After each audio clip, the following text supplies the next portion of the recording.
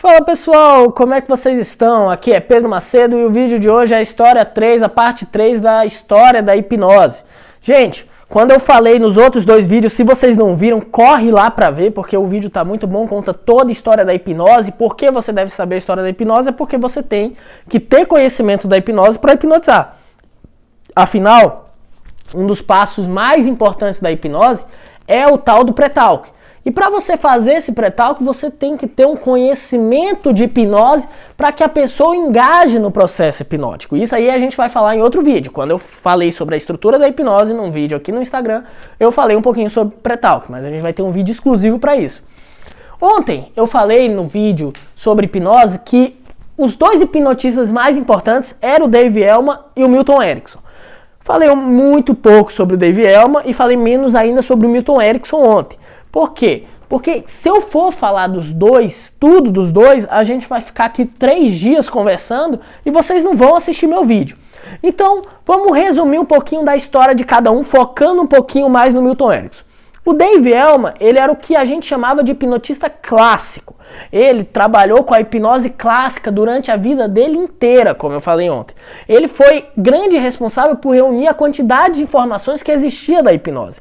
O Dave Elman, ele nasceu mais ou menos em 1901 mais ou menos, eu não vou lembrar agora. O Erickson foi em 1901, mas o Dave Elman nessa época, e ele faleceu com 60 e poucos anos. Então, de 1900 a 1960, já se existia muita gente falando hipnose, o termo hipnose já existia, como eu falei, foi cunhado pelo James Braid em 1842, e então as pessoas faziam show de palco, as pessoas utilizavam hipnose já no processo terapêutico. A gente pode falar do Ivan Pavlov na Rússia, médico que foi responsável pelos estudos de condicionamento de cachorro.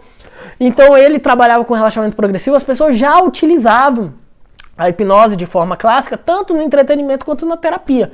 Mas por que o Dave Elman ele é tão conhecido? Por que o Dave Elman ele é tão famoso, então, já que as pessoas utilizavam? Porque ele reuniu vários desses estudos e escreveu um livro fantástico que se utiliza até hoje. É claro que não fazemos mais a hipnose de forma tão perfeita assim...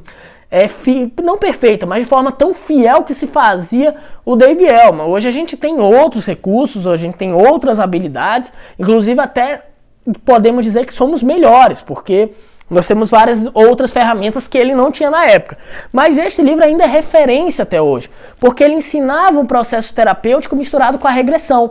Ele dava curso para médico, como eu já falei, e os médicos eles utilizavam isso para tratamento de trauma, fobia, vícios, gagueira, entre vários outros problemas psicossomáticos e psicológicos que as pessoas chegavam no consultório.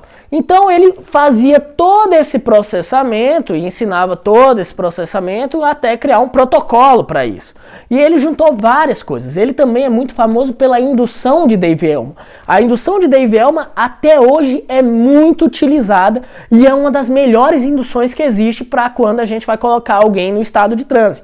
Inclusive, várias das pessoas tentaram aperfeiçoar a indução do Dave Elman e é difícil de aperfeiçoar, porque ele já fez de uma forma tão perfeita que só de você copiar ela igualzinho do jeito que tá, você já tem um excelente resultado. Provavelmente uma tentativa de melhorar pode até reduzir o efeito dela. Embora, novamente, indução não é o processo mais importante da hipnose, mas é um processo importante também para você deixar a pessoa no estado de transe. De qualquer forma, ele cria a indução de Dave Elman, que eu vou explicar para vocês nessa página, se você está vendo pelo Instagram, se você está vendo pelo YouTube nesse canal, e vocês vão ver o quão boa ela é, e não precisa ser modificada. Então ele é criador da indução de Dave Elman, que é utilizada até hoje. E é utilizada com muita eficácia, principalmente na hipnose clínica, na hipnose da parte terapêutica. Porque você não precisa necessariamente tocar no paciente, embora tenha uma parte que você toque, mas não precisa tocar. É uma com grande eficácia, é uma indução mais permissiva, então as pessoas tiram aquele medo de controle de mente, etc. E é uma indução que tem, como eu já falei várias vezes aqui nesse vídeo, bons e inúmeros resultados. E o Dave Elman deixou grandes contribuições. Depois veio o aluno dele, o Gerald Kay, e criou a Omni e utiliza um protocolo um pouco diferenciado, mas é um protocolo que veio do Dave Elman e ensinou muita gente por aí. É de fato um protocolo bem interessante, embora não seja o único e também não seja o melhor, porque a gente não pode falar o que é melhor ou o que é pior. Cada um tem sua eficácia e sua importância. E por último, a gente vai falar aqui da história da hipnose, Milton Erickson. Milton Erickson, ele é, cara, pra mim é o cara mais fantástico que já existiu, assim, na humanidade recente. Se a gente pegar os nomes de 1800, 1900, pra mim é um dos caras mais importantes da história da hipnose e da psicoterapia. Claro que a gente tem vários nomes aqui, né? Em 1900 tem Einstein, tem o Tesla, enfim, tem inúmeros nomes. Mas o Milton Erickson, ele tem uma importância gigante, gente, na hipnose. Ele, sim, talvez seja o maior hipnotista do mundo que já existiu, porque ele criou uma forma de fazer hipnose. Ele criou a hipnose ericksoniana. O Milton Erickson, ele nasceu numa cidade pequena em Phoenix, Arizona, na verdade em Wisconsin. Ele morou em Phoenix, Arizona, mas ele nasceu em Wisconsin, que até hoje é uma cidade um pouco rural nos Estados Unidos. E ele nasceu em 1901, então ele foi contemporâneo do Dave Elman. Só que o Milton Erickson, quando era muito novo, ele sofreu a primeira poliomielite. E aí ele ficou paralítico. Ficou na cozinha da casa dele, lembrando que a casa dele era rural, a família dele não era pobre de fato, mas era bem rural. Ele tinha 8 irmãos e ele ficou parado no pulmão de aço, perto de um pulmão de aço na cozinha, porque ele não conseguia sair dali, porque ele não se mexia, e se ele saísse dali ele não respirava, ele falecia. E pensa em você, se a poliomielite é um problema grave hoje, imagina em 1910, mais ou menos, ou 1911, quando ele teve a primeira poliomielite dele. Ali era um problema muito mais sério. E ele só conseguia mexer o globo ocular. E aí ele só movimentava os olhos, ele conversava com o pessoal movimentando os olhos. Mas ele sempre foi uma criança especial. O cara era disléxico, ele era daltônico, e ele tinha esse problema de movimentação por causa da poliomielite, e mesmo assim ele se formou em medicina e psicologia. Então ele se tornou psiquiatra e psicólogo. E aí quando ele estava naquele pulmão de aço, ele começou a observar os irmãos dele. Ele observou como a irmã dele, que estava aprendendo a andar, ela estava se movimentando. E ele disse assim, cara, uma criança nunca desiste. Então eu também não vou desistir. E na época ele era criança ainda, mas ele levou isso pro resto da vida dele. E aí ele voltou a andar e ele voltou a falar. Só que ele andava ainda com muita dificuldade. Tinha coisas que ele não conseguia fazer. E aí ele desenvolveu uma forma de se comunicar com a família dele para que a família dele fizesse o que ele queria sem ele ter que dizer o que ele queria de forma direta, sem ele ter que mandar. Então ele usava padrões de linguagem, que na época ele não sabia direito o que ele fazia, mas ele sabia que funcionava, e fazia com que as pessoas fizessem o que ele queria, sem que ele tivesse que mandar que elas fizessem. Mas, cara, esse pensamento foi muito inconsciente. Ele não chegou e falou, botou no papel, vou fazer isso, vou escrever, e de repente vai surgir isso aí. De forma alguma. Na verdade, ele fez isso de forma inconsciente, de forma automática. E aí, anos mais tarde, ele conhece a hipnose com Clark Hull. Ele sofreu ainda uma segunda poliomielite, mas se recuperou.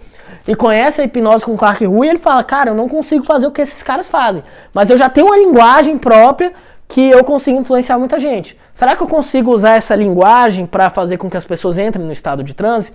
É claro que quando eu falo isso, eu estou alucinando que ele tenha pensado nisso, porque é muito provável que ele tenha feito todo esse processamento de forma inconsciente. E aí ele começou a utilizar essa maneira de se comunicar, a comunicação indireta, para fazer com que as pessoas entrassem naquele estado de transe. É válido lembrar que o Milton Erickson nunca chegou e falou, eu criei a hipnose ericksoniana, eu sou o cara. Não, o Milton Erickson era um cara fantástico, humilde, completamente gostava de ajudar as pessoas, gostava de ensinar as pessoas. O que acontecia é que as pessoas não entendiam o que acontecia no consultório do Milton Erickson. Elas chegavam lá e saíam de lá completamente hipnotizadas. E ele hipnotizava 100% das pessoas que ele atendia, pelo menos aquele se predispunha a fazer hipnose. Então as pessoas não entendiam, e aí começaram a estudar ele, e aí os discípulos dele deram o nome de hipnose ericksoniana. Depois vem o Richard Bentley, o John Grindel, os criadores da PNL, modelam o Milton Erickson e mostram até para o Milton Erickson o que ele faz, porque no prefácio do livro que o Richard Bentley e o John Grindel escreveram, foi escrito pelo Milton Erickson, prefácio, e aí ele escreve assim, eu estou muito curioso de ler esse livro, porque eu sei fazer, eu até sei o que eu faço, mas eu não sei ensinar. Porque eu não sei a estrutura por completo do que eu faço. Eu sei apenas que dá certo. Então o Milton Erickson nunca disse que tinha criado hipnose ou coisa nesse sentido, ou um método. Ele apenas fazia isso de uma forma extremamente poderosa e eficaz. E aí surgem os padrões de linguagem do Milton Erickson, surge os discípulos do Milton Erickson explicando melhor o que ele faz e escrevendo o que ele faz, e tem vários livros. Dentre esses discípulos nós temos o Jay Haley, o Richard Bentley, o John Grinder, o Jeffrey Zeig, o Stephen Gilligan, o Ernest Rossi, entre vários outros que surgiram como neo-ericksonianos, que eram discípulos dele que vêm trazendo conhecimento dele. Até por isso é muito difícil você estudar hipnose ericksoniana, porque toda hipnose ericksoniana que você vê é uma reinterpretação de um dos discípulos do Milton Erickson do que o Milton Erickson fazia. Então é importante que você conheça todos, ou pelo menos a maioria, leia e veja a visão de cada um. Então, pessoal, esse aí foi o fechamento, o encerramento da hipnose ericksoniana, não, da história da hipnose. Espero que vocês tenham gostado. Foram 3 vídeos longos sobre isso e tem muito mais coisa que eu deixei de falar por causa do tempo. Mas amanhã a gente volta com um outro conteúdo. Provavelmente eu devo falar de rapó, que é uma das formas mais importantes de você hipnotizar alguém, é o início da hipnose. E aí a gente continua nesse processo de estrutura da hipnose. Espero que vocês tenham gostado e até a próxima. Quantos minutos deu?